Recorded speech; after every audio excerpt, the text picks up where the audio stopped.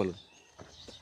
আমি আবার বলি, দেখতে সুন্দর মুখটি কালো এর ফলের নামটা কি? যদি আপনি বলতে পারেন তাহলে পাচ্ছেন 10,000 টাকা। দেখতে সুন্দর মুখটি কালো এর ফলের নামটা কি? যদি আপনি বলতে পারেন তাহলে পাচ্ছেন 10,000 টাকা। আপনি গুনে দেখতে পারেন। এরকমও ফল আছে?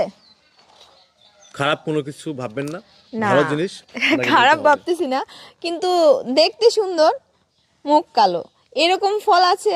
আমার তো আসতেছে না মাথায়। ভাবেন, একটু ভাবেন, ভাবলে পাবেন।